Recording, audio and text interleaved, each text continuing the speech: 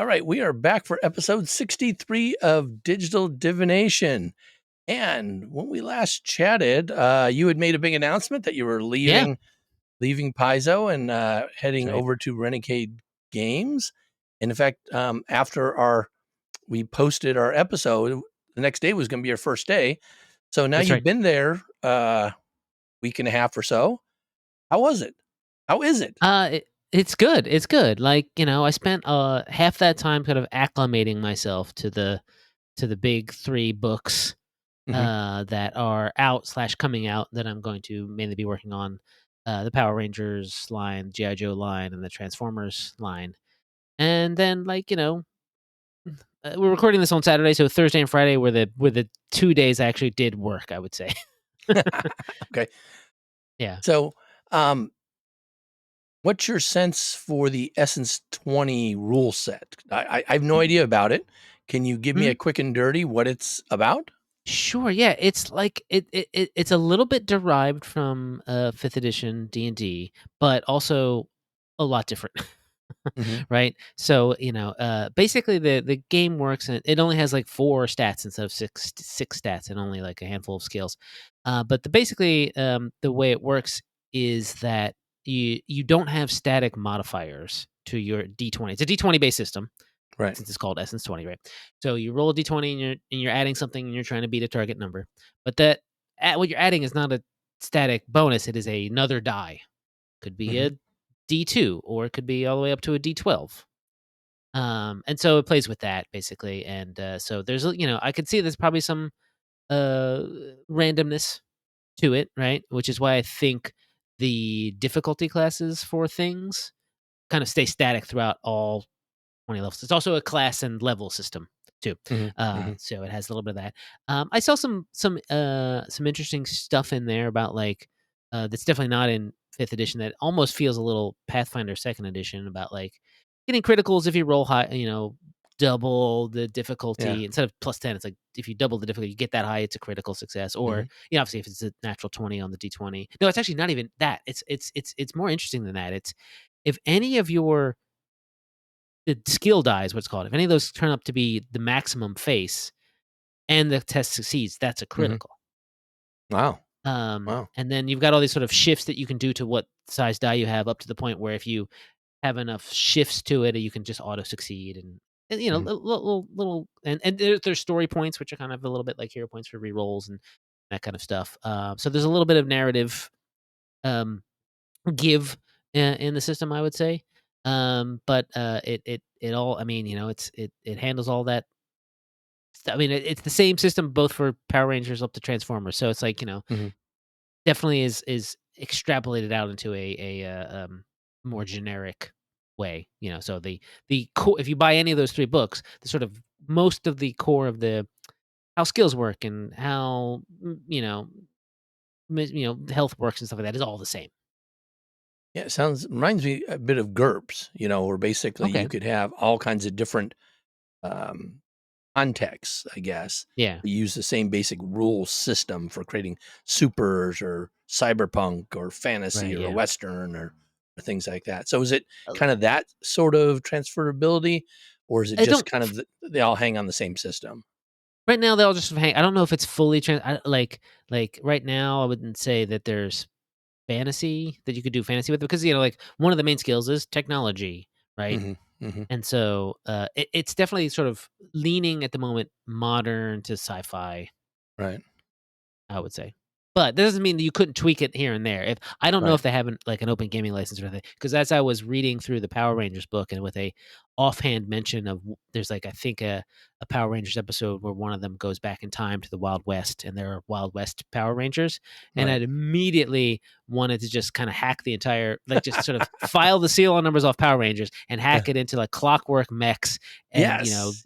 Yes. Western based kaiju Right. and just sort of stuff like that. And I was like, oh man, that would be crazy. But Yeah. you do have to, I think, for like every system is like the classes are different, and then you've Right. got like origins and influences, which are a little bit like ancestries and backgrounds, and Right. for like say second or theme and whatnot for Starfinder.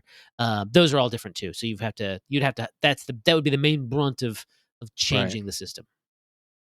Well, we'll have to talk more about that as kind of you get Sure. more in depth, and eventually I'll probably get some of the books to figure out what's up with them as well. We can, yeah, But yeah. getting back to our last episode, one of the things we mentioned that we would talk about next time was a standalone adventure from Paizo called Redshift Rally, which Mhm. is a 7th level based standalone adventure Right. for players.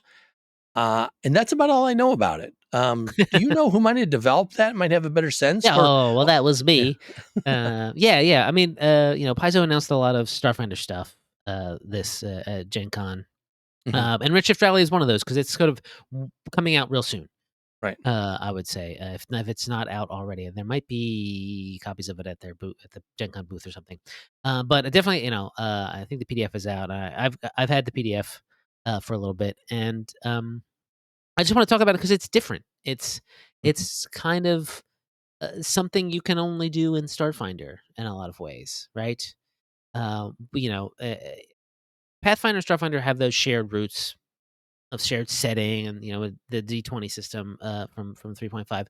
But Pathfinder is fantasy, and while you can have dungeons and techno dragons and looting and fighting and all that with Starfinder, there's certain things that you can only do in Starfinder, and those are sort of um, things kind of based around, in a way, pop culture. So Mm, Redshift mhm, Rally is the speed racer adventure, right? That's how I generally pitched it. Found Jessica Catalan to write it because mhm, everything she writes is gold. I was like, yes, this will be perfect. And it, in a lot of ways, it isn't a there's not a lot of fighting in it. There's mhm, some, of course, because you have laser guns and whatnot. But it's I think there's less of it than you had in, say, Junker's Delight or mhm, the Liberation of Locust One, because there's a lot of challenges dealing with the other racers. There's a lot of mhm. racing, obviously, right? Okay, we take a step back and just sort of, because you don't know anything about it. Let me explain the plot to you. The PCs are like part of a brain trust, basically, for this starship manufacturing company called Redshift Revolution, Mhm. and they and a bunch of other starship manufacturers enter every 3 years a rally known as the Absalom Run. For this one, it's the 20th anniversary of the Absalom Run, so it's special. It's different. It's not just a race between Absalom and some other place. It's multiple races, right? And so during the qualifying round, you sort of was in the backstory is like you were helping them, with their new starship, make sure it's all juiced up and good.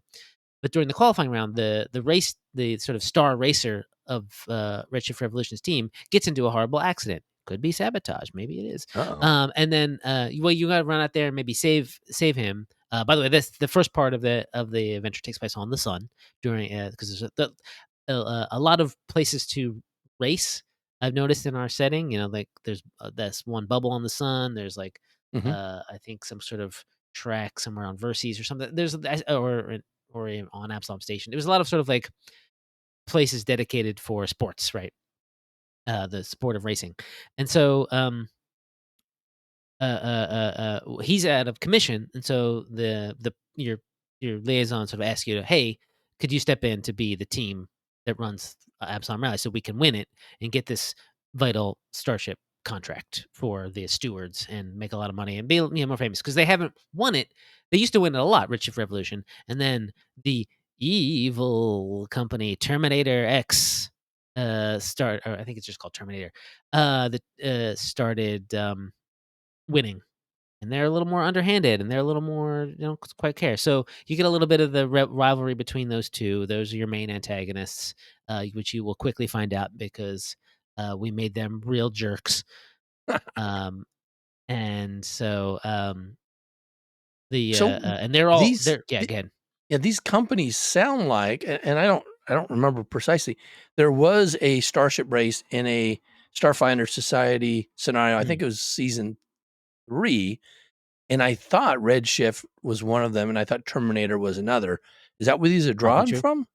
Yeah, Or if you our a lot of those have been name dropped for a while, but they got collected in the Starship Operations Manual a okay. year or so back, right? And there's a Right, right, right. little blurbs on all of them. Got it. Maybe There, that's yeah.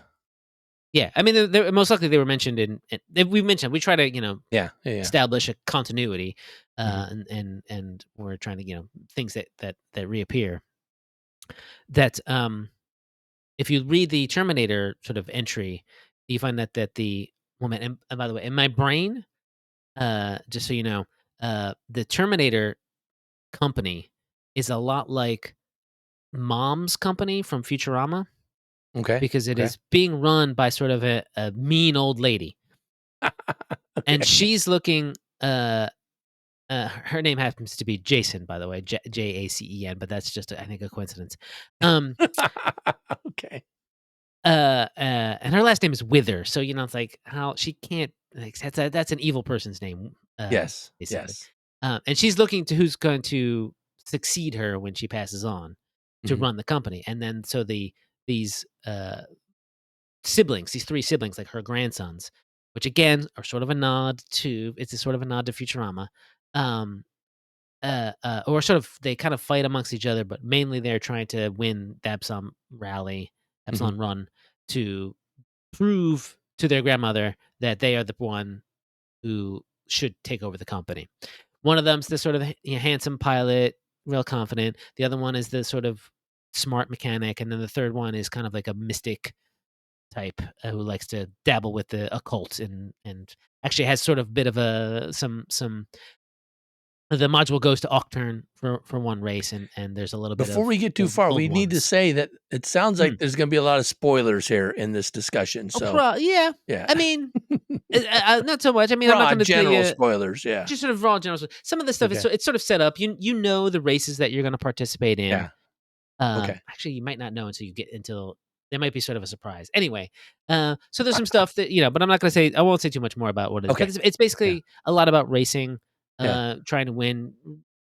But it's all sorts of racing. It's Starship. It's sea racing, air racing, land as a marathon land race Yeah, I that saw takes a that in couple the days. blurb. It says land, sea, and air, and I Mhm. thought right away, I'm thinking Cannonball Run or something like that, Oh where yeah, so there's a lot of that. I was trying to figure out how to sort of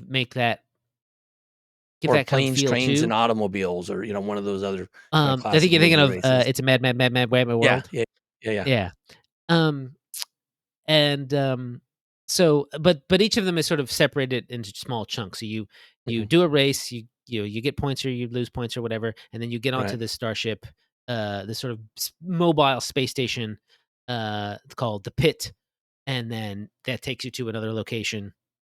But in between all that, you're dealing with the other racers. Sometimes some of them are trying to hurt you, but sometimes some of them are just like, having trouble. And do you help them out? Are you the good guys in that sense? You have to talk to the media. There's a host of media personalities who are on this space station who are interviewing you at all times.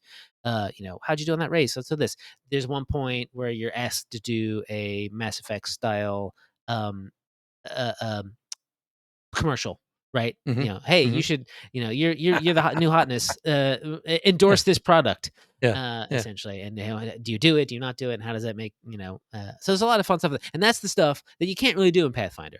Dealing with the right. mass media, you could have a race in Pathfinder, right? In fact, some of the mechanics are a little bit based off of the Skull and Shackles regatta that happens Mhm. about in the third or fourth volume of that AP, this Hurricane Kings regatta or whatever it is. So I looked at that for inspiration, and then sort of pared it down a little. Are But there as you race, you new gain points. Yeah, are there new vehicle mechanics, for the chase mechanics or race mechanics It introduced is or it is a little bit of a new mechanic in this. Is like you make a series of skill checks essentially, um, as you go that try to like give you points for the race, and then those points are tallied up, and then all the Mhm. points are tallied up at the end of the race to see who wins. It is sort of assumed that the PCs are going to well, Well, it's always assumed that the PCs are going to win in a lot of ways, right? But they might not Right, because they might not do good. But if they still they could help the people who are winning or try to put an right. end to sort of the evil Terminator schemes. They're probably cheating because they always do, right? The evil teams. Um, but back to my point is the sort of talking to the media and being in this sort of one location that sort of moves around with everyone is sort of not it's uniquely Starfinder in a lot of Right, ways. right. No, that sounds like a lot of fun. It's kind of neat how these, various one shots are building up in level, right? So Mhm. now this is 7th level, and I guess maybe they'll have a ninth. Slowly kind of moving up with these down the This one road or gets something. you up to 10th, if I recall Yeah, correctly. yeah. Oh, nice, The nice. yeah, the modules do, get, like, have a little more space for adventure so Hmm. that they are, can it go up an extra level. I'm gonna looking at it right now, as a matter of fact. Yeah, you're 10th level by the end of the adventure. Hmm. You should Hmm. be. Um, and it's unique, it's interesting that the way it's presented, there's a little bit of a sandbox element to it in a lot of ways. There's like one chapter sort of talks about the main races, and then another chapter talks about all the events that happen in between Hmm. the races. So you can mix and match as a GM. You can kind of mix and match some of the things. Like obviously, event X should happen after event Y because they follow one another, Right. but you can mix in Z and B, and as you Hmm. guys move along. There's obviously suggestions for how to do that in the adventure, but for the most part, there's sort of here's a whole bunch of stuff that can happen, and there are little Hmm. vignettes that be like, oh, you maybe you meet some of the other teams and maybe you play a card game with them, Hmm. and then Hmm. one of the Wither siblings comes in is all like, hey, a card game, let me get in on this, and he's trying to cheat or what, that kind of stuff. And how do you deal with all that? Now, from a developer point of view, this is a pretty long thing they're doing. It's like 64 pages. Is that right? Yeah, At yeah. least. So that's a lot longer than that's longer than an AP book now, isn't it? Yeah, the adventure ends up being a No, I little guess it's bit about the same, longer. isn't it? They're the same size, but the way Yeah. we do it is that the adventure ends up being a little bit longer, Hmm. and then the adventure toolbox ends up being a little shorter. We use, and especially in this Okay. one, we have fewer new creatures, and all the creatures in the back of the book are represented in the adventure. So this Okay. is 100% all written by Jessica Catalan. That's what I was going to ask Uh, you. So that's one deliverable, the whole shooting yeah, match. Then. yeah, Wow. yeah, yeah. Which is more. It's just a heavier lift for the author, but Right. it's a little ways how the Pathfinder Adventure Path does Right. things. One Right. often one author writes the majority of their 96-page volumes, Right. right, and that's a Right. lot. Having done one pretty recently, Hmm. Hmm. it is a lot. And how much time does it usually take, or does the author get to write one of those? I mean, I always try to give people months. I Hmm. can't remember the exact timeline of this because I developed it back in January, so I assigned it like around this time last year. I was Right. looking at the outline and stuff. So So two months, months, I got to 3 months. I would say 3 months for a Yeah. module. I try to give three Yeah. months for even a Pathfinder adventure for an Yeah. adventure path adventure. Hmm. But yeah, 3 months minimum. Yeah. No, that's Yeah, good. That's a good amount. yeah. Well, I look forward to it. I Hmm. have it in my I should be getting that sometime soon. That's all I know. Great. Yeah, It's yeah, not here yet. So yeah. I'm kind of looking forward. I had to change my subscriptions because I didn't have the Starfinder Adventures on a subscription, and Right. I like the hard copy, but I also like the PDFs later, for Yeah, doing yeah, stuff. yeah. So I always try Reference. to subscribe things, and so I realized, oh, I didn't have a subscription to this, so I need to start it now. They won't until they ship my hardcover. They won't give me access to the PDF, and so Oh, yeah, it's kind of a yeah, weird thing. If I had just bought the PDF, but it no, because I like both, it saves me quite a bit yeah, to yeah. wait. So didn't know. I have to decide whether or not I'm gonna subscribe to anything, uh, Yes, Pathfinder or Starfinder, or just buy them as I see fit. I'm gonna get a couple, um, contributor copies in the right, future. I know right, that much. But the stuff that I developed, for instance, I don't have a hard copy of Redshift Rally, and it wasn't part of the big we get, Paizo does, like, basically product drops, right, once a month where you would just, well, now before it would be, the warehouse team would come around and hand you a bunch of stuff, but, during the right. pandemic, it's been come to the thing and grab a bunch of it. It's a table full of stuff that you grab one of each of, Hmm. and that wasn't in the last product drop I got, so I might not see a hardcover copy of this unless I decide to buy it. You didn't time it well enough. I I didn't remember time it. Yeah. when Ron left, one of the things he did is he timed it so that he got it was enough to get the next month product Yeah. drop, and so they got a whole bunch of stuff before he left. So I did yeah, think about asking yeah, someone 'cause when I went there my last day to drop some stuff off, yeah. the physical copies were in the warehouse, and I picked one up and looked at it, and I looked around, I went like, if I'm going to take this, I should probably ask. And I didn't really see Yeah. anyone to ask, so I just left it there. Oh, okay. Well, when I get a hard copy, I can show it to you if you don't have one. How's that? Thank you. Yes, that would be great. Yeah. So in Eric Mona's keynote speech, Mhm. he spoke a lot about Starfinder stuff. I was Yeah. surprised early on. And one of the things that he did mention was a hardcover book, Ports of Call.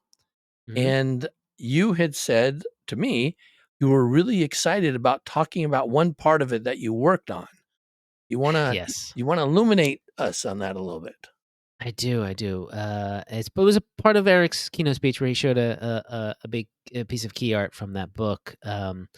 It is the theme park world called Golarian World, based off of the history of Lost Golarian. Mhm. This is something that I've had in my head for a while. I'm going to go into the deep origins of this idea. What do you think, John? Is that a good idea? Sure. As Okay. long as no spoilers that you're not allowed that you get well, No, no, no. I you want can't get this in is more or trouble less anymore, like, can you? what are they gonna do? Exactly. Before I worked for Paizo, I had a role playing game group like we all do. Mhm. We played a whole bunch of different systems and whatnot. And one of the ones that I ran was this time travel game made by Epadiah Ravishal, the creator of Dread. He may have even been in the game when I was running it, but it's this game where you play sort of temp workers who work for this agency that fixes time, and because you're so unremarkable, you're the only one who's allowed to go through time. Mm. But Mhm. the temp workers can be drawn throughout history. You know, they're just people who don't matter. They're not famous figures, right? It's just like you could be, you know, 10th pirate on the left of Blackbeard's ship, or a Mhm. future janitor or something like that. So it was you get a disparate group of characters, and you put them through time travel adventures. Real, in my opinion, Doctor Who style Mhm. time adventures where you go to some place in the past, but clearly there are aliens and robots there as well.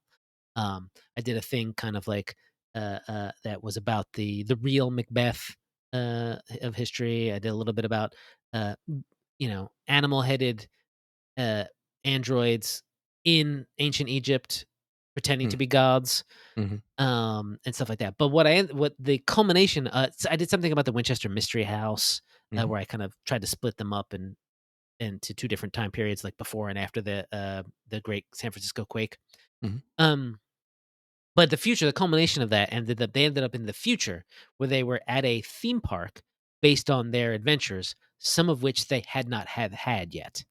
So, Mm. there was basically, and there were basically big sort of mascot headed versions of their characters kind of prancing around and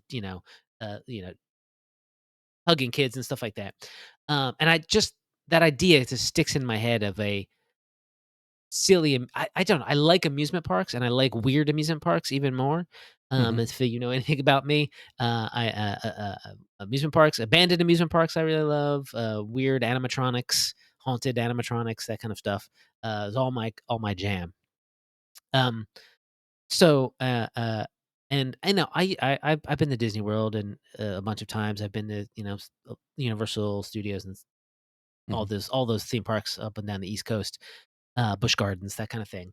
Um, and so I just had that in my head. And when I eventually moved to Starfinder, it kind of popped up again. And I always thought, it would be funny to do a kind of a Renaissance fair slash amusement park based on the past, because we do it now. We do, Mhm. Busch Gardens has about sort of this, but there are roller coasters there as well. But it's also sort of about uh, not really the medieval times, but sort of is. It's been a while since I've been there. But also, you get just sort of Renaissance fairs, and it's about the past. It's historical, but it's really not. Mhm. So, and I had this whole idea of just sort of like, oh, what if there were like, you know, the Iconics, for instance, end up being like mascots with big-headed Valeros just kind of going, dancing around and whatnot, or like, oh look, Yeah. there's Tarbafon, boo, we hiss, Yeah. boo, like and around that time too, there was sort of when I was writing it, the in Disney World, there are a lot of these videos of the evil queen from Snow White. There's sort of Right. this one actress portraying her in the parks. She is so good. She's just completely just dismissive of Yeah. everybody. the orders around children and the way, but everyone's like so entertained by it because she's mean, but in a fun way. And all that kind of got stuck in my head. And in my mind, I was like, at some point, and then sort of the infinite project, program started happening. I was like, oh, maybe one Hmm. time I'll sort of write up, and then Golarian World is a thing for infinite and just for funsies. Um, because I didn't think it was serious enough to be part of Starfinder Right. Right. until I kind of joked about it in a creative meeting when we were kind of talking about this book. Let's do a book about, because the Ports of Call book sort of takes place after the Drift Crisis, Hmm. and it talks about the ramifications of the Drift Crisis, some of which are these drift lanes, which make sort of point to point travel a little easier and faster. So we're talking about, well, let's put some of these on there. Let's talk about other interesting places, some of which we are using from past things like Outpost Z from that's in Aslanti space from Hmm. Against the Ion Throne, um, a couple a place that's in the sort of Scoured Stars galaxy, I think, that kind of stuff. And I joked about it. I was like, "Oh, what if we did?" And I've had this idea in my head about doing Galarian World with, just sort of it's fake Galarian and it's wrong in a lot of ways, or it's heightened and silly. And everyone's like, "Oh, I love it. Let's do it." And that's like the third or fourth time that I've proposed something as a joke for Starfinder, and it became reality. So I really should have just been doing that more and more while I was there. I was like, "What about this?" Um, uh, uh, and of course, I was like, if we're gonna do this, I need to write it. I have to write it. I love it. I Yeah. have all these ideas, and so I did. I got to write it, and I put a lot of stuff in there that I think is really gonna be a fun. I really hope people like it and glom onto this idea. The other freelancers, when we're sort of talking about it in the Discord channel, were like, "We got to do adventures there and stuff like that." I'm like, I'm hoping maybe there will be, because it's right for Jurassic Park style shenanigans, or Right. Right. itchy and scratchy land style shenanigans. It is a lot like more of a Renaissance fair than fully animatronic robots controlling Right. everything. So there are characters you get to meet. Abigail Thrune, Hmm. who Hmm. is written to be exactly like the evil queen of Snow White. She's just mean to Hmm. people. And the other characters, I basically kind of took everything that's sort of about, and it's right now it's just sort of it's mainly just sort of the inner sea region, the Hmm. sort of core Pathfinder areas, right? Right. And I took a lot of basically just even if they wouldn't necessarily be on at the same time, the biggest personalities, Eutropia, Queen Eutropia from Talon, the Hurricane King. Well, actually, I think I made it. Tessa Fairwind is in the Hmm. shackles. There's um, a Irison Land, which is all sort of snow and whatnot. But also, this is an entire planet that Right. that is sort of spread out. So you get these sort of concentrated areas that are really themed in theme park, but then you have all this unspoiled wilderness between them, which you can go camping in and go on adventures. Hmm. Hmm. I did air quotes for those of you who aren't watching this YouTube video. And those are, great, but for actual adventures when people get lost and turn, maybe there's some, maybe, the theme park company is seeding the area with like more owlbears than there should be, or Hmm. other, Pathfinder monsters, that Sounds could a show lot up. like So Westworld, sitting at yeah, Westworld Westworld and the was, behind the scenes Westworld. And then, so here's the actual theme park part, but then here's the machine behind it. And then here's all the mhm. dead space between the parts we've developed, and all kinds of things could happen there. So Yeah, Westworld was a big influence as yeah, well on that. neat, neat. Well, I Um, look forward to that. Now, yeah, in are there adventure hooks? So a lot of these books they have adventure hooks as part of yeah, things as well. But yeah. you're saying There's there's nothing written explicitly for Galarian World? nothing like this is a fifth level adventure. Like we do, we put down like a couple paragraphs of adventure hooks, like Okay. couple 500 words or something like that. Just like Hmm. this could happen and this could happen, and Hmm. like I threw in there's at least one Jurassic Park style reference in that. There's a Westworld ish reference. There's I was just looking at it the other day. Actually, I could pull it up right now. And of course, this is all what I'm talking about is all the stuff that I wrote, and Right. it You don't know obviously how got it a development changed, pass, right? and Yeah. I don't know how it changed. I didn't take a look at it. Exactly. Who was the developer on the book? Both Joe and John Okay. Yeah. developed this one. I Yeah. think Joe took a look at this piece, to be honest. Mhm. Um, and there's stuff like, so on this planet, without giving too much away, but on this planet too, which is found planet at the end of this drift lane that this uh, travel company buys. You know, their vice president of theme parks sort of gets a hold of it and says, I'm a student of history." He said, sort of probably just read like one book and a couple web pages, right? Yeah. Let's do this up. But also, he find the whole thing is powered by these weird cubes that are underground that were built by some unknown civilization, Oh, and those yeah. can go terribly wrong, of Yeah. course, right? And then there's, other things that can happen. Maybe there's Yeah. like unfinished parts of the park that you know haven't been done yet. We can talk about. You can always expand it and do the rest of Golarian too. We don't have there's no Tian Sha area of Right. Golarian World as of yet, but obviously it could get expanded on. An Arcadia part of could get expanded on. But at the time, Yeah. I wanted to draw from the core Pathfinder Right. experience essentially, and to make this a tribute to Pathfinder in a lot of ways. Neat. Yeah, it's funny. I remember talking to Rob McCurry, and he said, "We will never find Golarian," and now we found Golarian World, though. Sure, yeah. So That was what Eric was playing up in his keynote speech. yeah, Was like, "What's yeah, this? Is Galarian back? Oh no!" yeah, But it's yeah. clearly not. There's a roller Not coaster in the background. very Um, cool. yeah, You know something else that Eric had mentioned is that Thirsty's taking over now that's as right. the Starfinder creative director. That's right. What does that mean? What's technically the title is managing creative director. Yeah. Okay. So, in the past, there used to be two positions: the Right. creative director and the manager of Starfinder. That was Rob and Amanda for a bit. Hmm. Until they both left.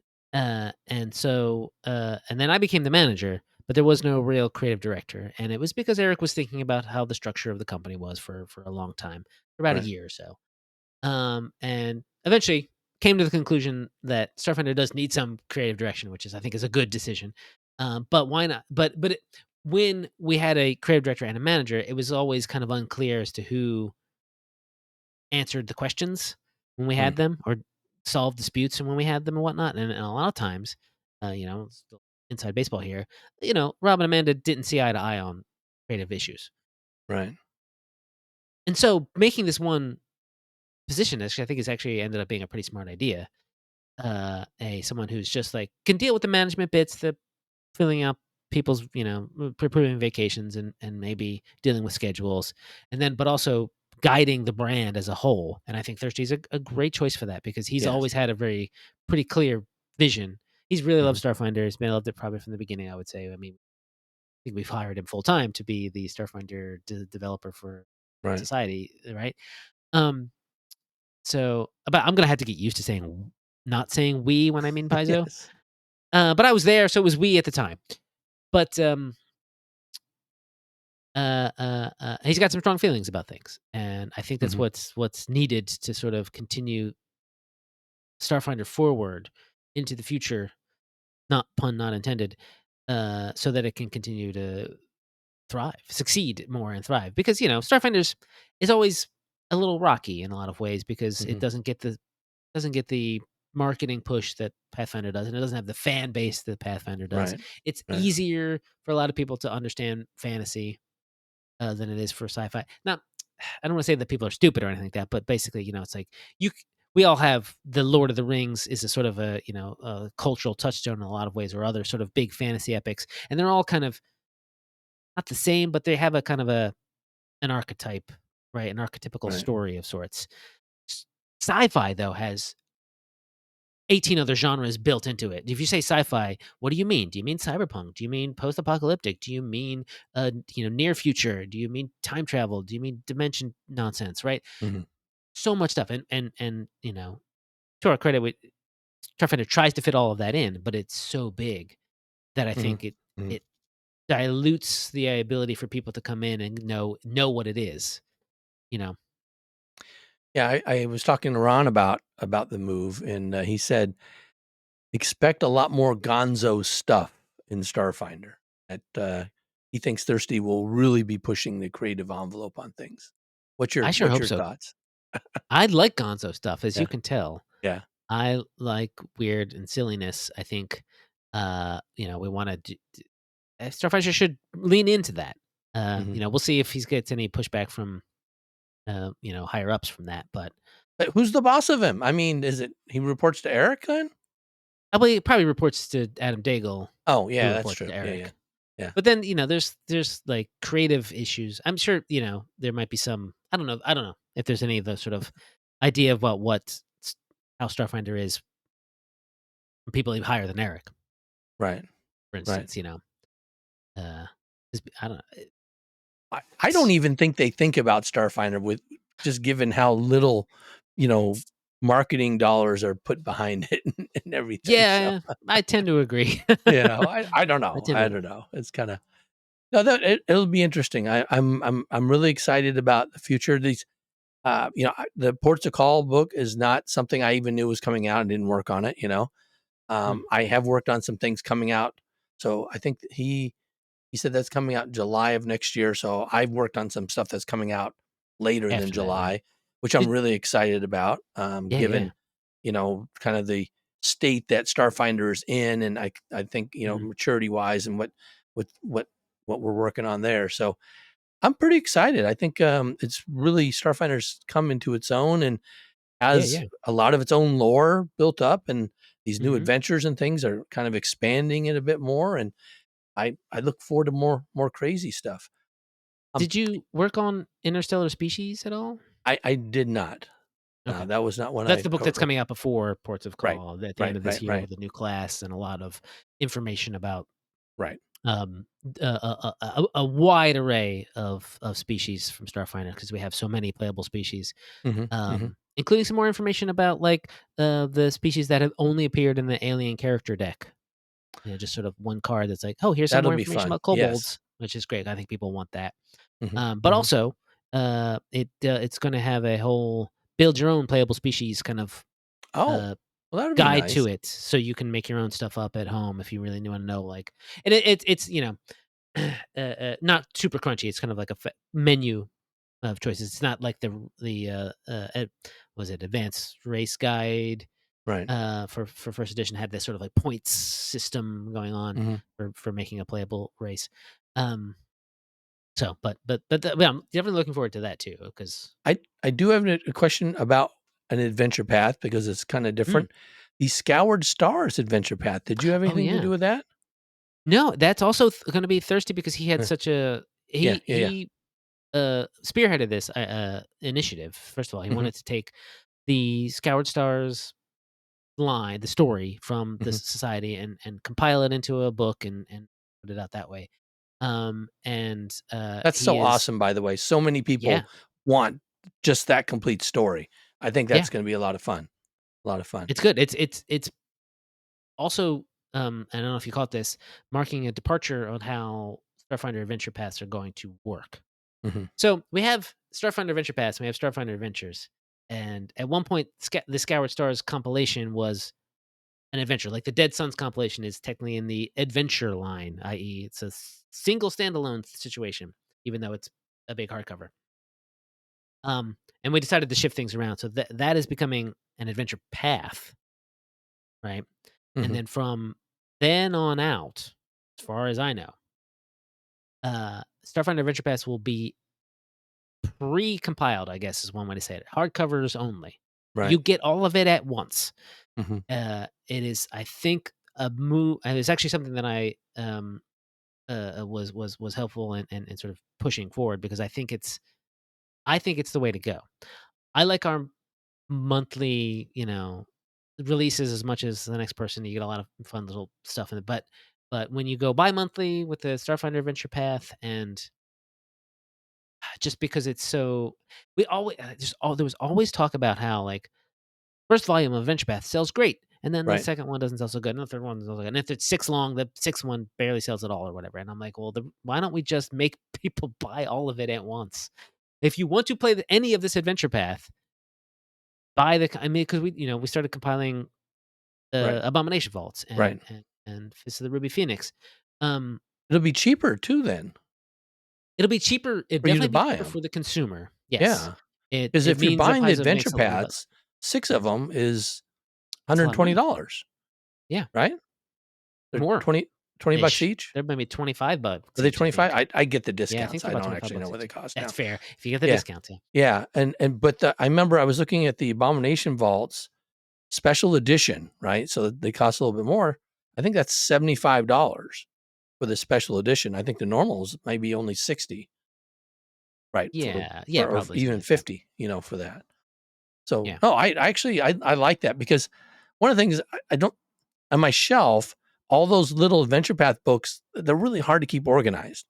Yeah. So, have them in a hardcover. And that also means if you contribute to anything in an adventure path, then you get the whole hardcover too then, right?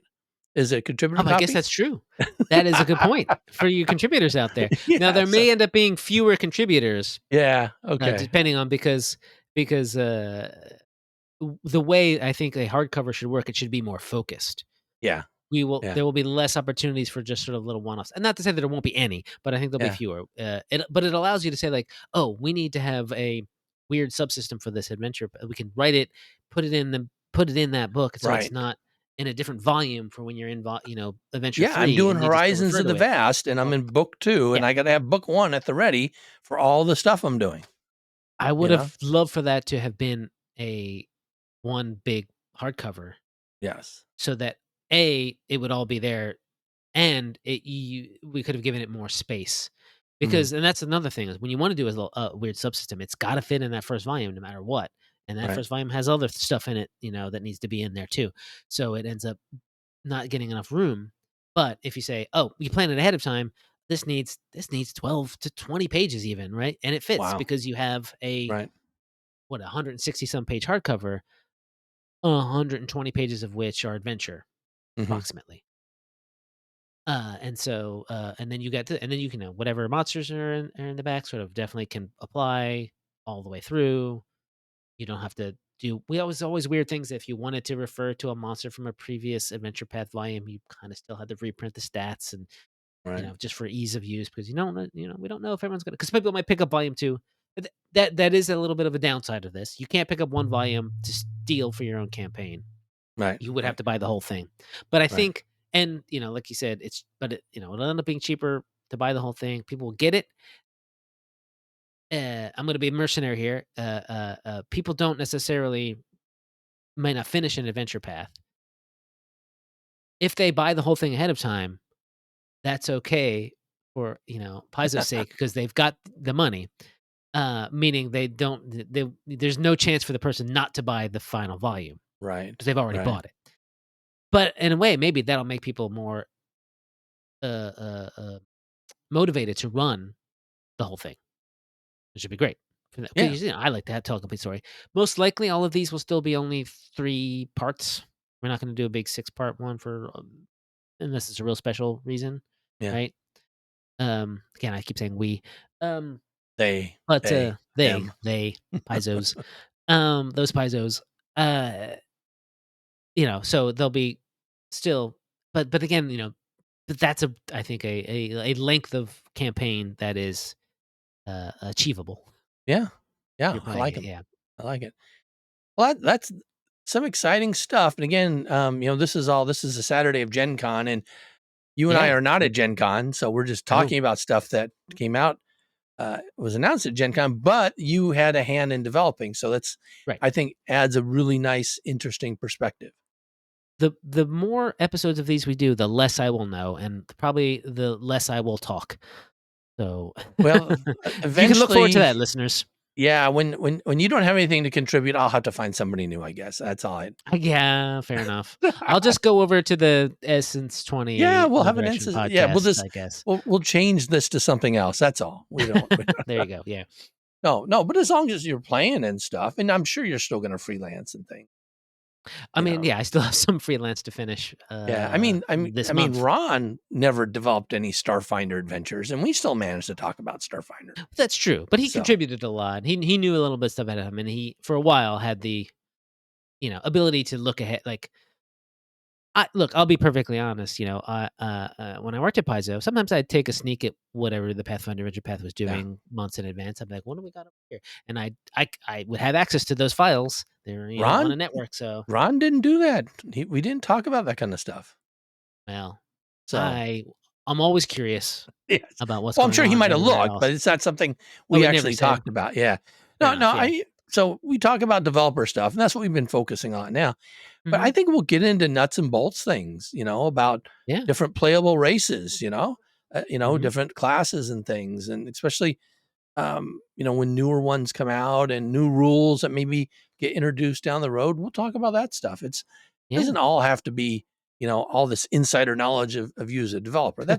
Sure. Yeah. That's not the main reason why I have you. It's some cachet, obviously, but it's somebody else who knows Starfinder and wants to talk Starfinder. That's all we are. I didn't have much to do with the new evolutionist class, so when that comes out and we Yeah, should just sort of break it down a little bit maybe or yeah, give that our would be little opinions of it. yeah, for sure. All right. Well, this has been fun. I'm glad we had a chance to catch up Yeah. here on Gen Con Thanks for weekend. letting me talk so much again, Oh, John. well, I had a eventually I'll I was talk very more. excited about these things. Yes. If there's a thing that you're excited about, in Starfinder for next time, you should, lead the discussion more, I Okay. think. I will try to find something I'm really excited about and lead to this. That But you can talk about. you were such a font of knowledge though. So it's I enjoyable. soak it up like a sponge, and then I sit on the kitchen counter of life and grow the mold of experience. Ooh, this analogy is getting away from me. Please stop me. All right. Well, I'm John. And I'm Jason, and this has been Digital Divination.